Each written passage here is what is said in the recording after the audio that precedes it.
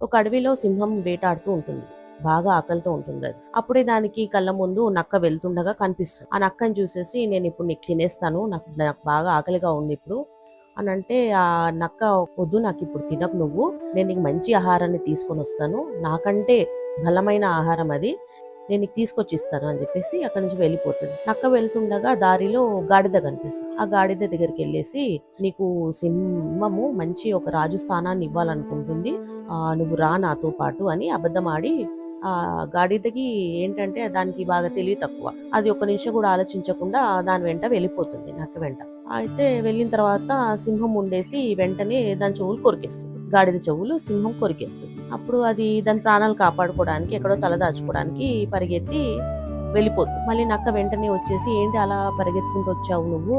అదేంటి నీకేమో మంచి స్థానం ఇవ్వాలనుకుంటుంది సింహము. నువ్వేంటి ఇలా చేస్తున్నావు?" అంటే, "లేదు లేదు, నువ్వు నాకు అబద్ధం చెప్పావు. నేను రాను. నువ్వు నాకు మోసం చేస్తున్నావు నువ్వు.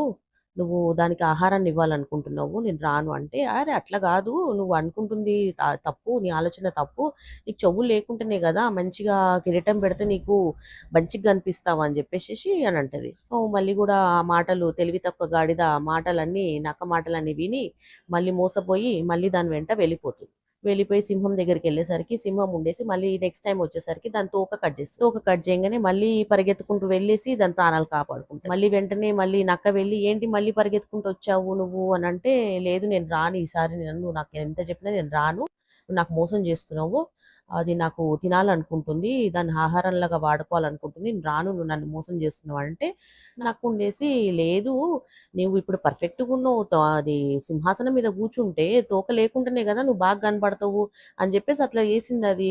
అది ఇప్పుడు బాగున్నావు, నువ్వు పర్ఫెక్ట్‌గా ఉన్నావు. నడువు నా దగ్గర నాతోని రా అని జెప్పేసి మళ్ళీ తీసుకెళ్ళిపోతది. తీసుకెళ్ళిపోతే నక్కతో పాటు మళ్ళీ ఆ గాడిద తెలివి తక్కువ గాడిద ఎళ్ళిపోతది. వెళ్ళిపోయి నించునేసరికి మొత్తానికి ఆహారంలాగా వాడుకొని అది తినేస్తది సింహం. గాడిదని తినేస్తది. అప్పుడు సింహం అడుగుతది, "ఏంటి నువ్వు నాకు అన్ని పార్ట్స్ ఇచ్చావు. కానీ బ్రెయిన్ ఏది?"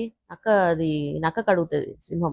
"గాడిద బ్రెయిన్ ఏది?" అంటే, "దానికసలు బ్రెయినే లేదు. ఆ బ్రెయిన్ తీసుకొని నువ్వేం జేస్తావు" అని జెప్పేసి, "నేనివ్వలేదు నీకు" అని జెప్పి నక్కంటది. అంటే ఈ మధ్య ఆన్‌లైన్ ఫ్రాడ్స్ గానీ, బయట ఎన్నో ఫ్రాడ్స్ జరుగుతున్నాయి.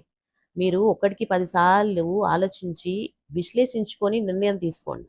ఏంటంటే ఇప్పుడు ఫర్ ఎగ్జాంపుల్ మీరు ఒక 1,00,000 ఇచ్చేసిన తర్వాత మీరు ఒక గంటలో మేము 3,00,000 ఇస్తామనంటే కూడా నమ్మేస్తున్నారు జనాలు. అట్లా నమ్మకండి. ఆన్‌లైన్‌లో కూడా చాలా ఫ్రాడ్స్ అవుతున్నాయి. ఆన్‌లైన్‌లో ఏవో డ్రెసెసో, ఏవో బ్యాగ్స్ అవన్నీ ఆర్డర్ చేసుకుంటూ కూడా మళ్ళీ వాళ్ళు డబ్బులు పంపంగానే మళ్ళీ మీకు రిటర్న్ అసలు ఏ పార్సెల్ కూడా రాదు. అట్లాంటివి కూడా చాలా ఉన్నాయి. సో ఏంటంటే మీకు మీరు విశ్లేషించుకొని అది కరెక్టా? రాంగా? తెలుసుకున్న తర్వాతనే మీరు స్టెప్ ఎయండి.